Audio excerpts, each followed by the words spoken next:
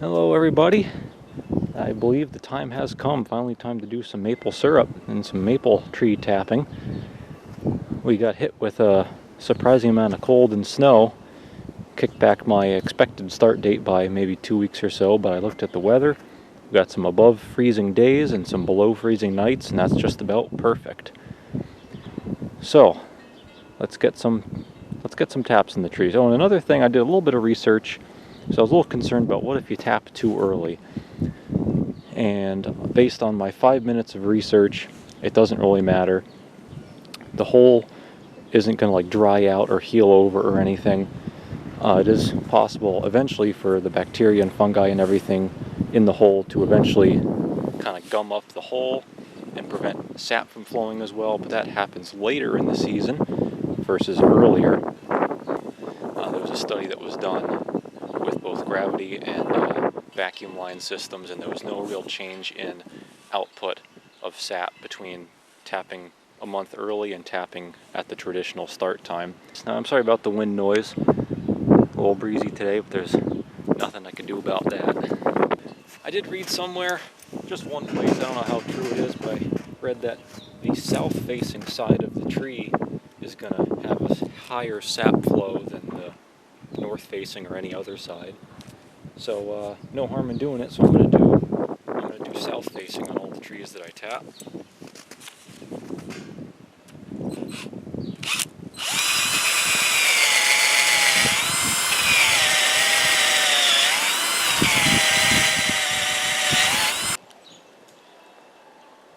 And we can already see some moisture, some sap coming out of that drilled hole, and it's only been drilled for 30 seconds at this point.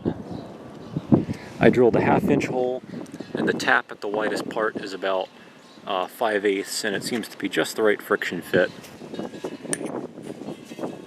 Here's the spile that I'll be using. I got some other ones too. They're just cheaper pressed sheet metal.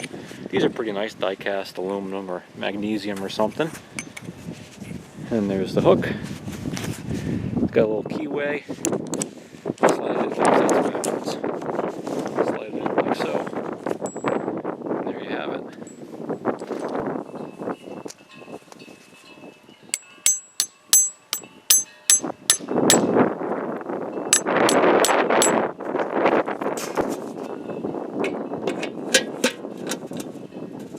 Bucket on there. Now we got these tops that are sort of spring-loaded with a little lip there so it catches on the bucket.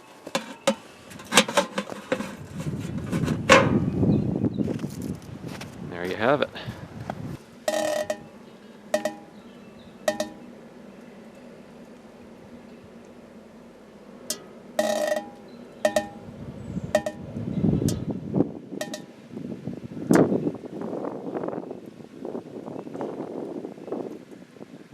I imagine this flow will get a lot better in a couple days when we get the nice variation of temperature. Now here's the last piece of the puzzle. This is a 35-gallon food grade barrel with a open top, or a V-band sealing top. I just cleaned it out and I put it in this pile of snow to keep the sap cool. This is also on the north side of my house, so this area always gets shade, so this will be the coolest area, and that's good for storage because the sap apparently does go bad after a while, but even if I just had this sitting out, I'm sure it's fine. This is just the precaution I took. I wasn't expecting there to be snow. If there wasn't snow, I was going to wrap a crappy canvas drop cloth around it, tie it on, and then soak it in water, let it freeze overnight, and that would help cool it off. Maybe pour some water on there periodically. But anyway, that'll keep the sap nice and cool, and when I'm ready to boil the sap, I'll just dig out the snow. Well, these have been dripping for only about 5 hours.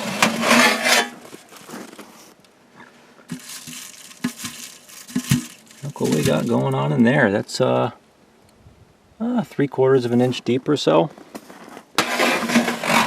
So we definitely got some sap going on. I'm sure that flow will get a lot more in this coming week when the sap flow temperatures dial themselves in. Hopefully we don't have any other weird weather occurrences that'll mess that up, but I'm looking forward to making some syrup, so stay tuned. Probably next week or so, well, definitely next weekend, we're going to be boiling some of this down in the evaporator that I've made some videos of in the previous few months. Made my own evaporator out of some steam table pans and cinder blocks, and it'll work pretty good. I'm excited about it, so make sure to hit the thumbs up. Thanks for watching. Hit the subscribe button to stay up to date, and as always, stay tuned for more.